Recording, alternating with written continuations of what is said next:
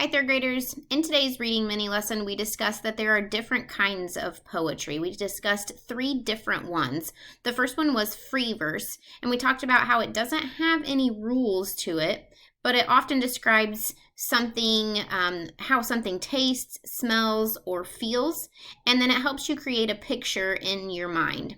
The second one we discussed was a haiku. Haikus are always short. They describe things in nature or things in the outdoors, and they are always counted in syllables. The first line is 5 syllables, the second line is 7, and the third line is 5 again. And then the third type of poem is a lyrical poem, and we talked about how those sound like a song. They always have rhythm to them, and they help you to create a picture in your mind.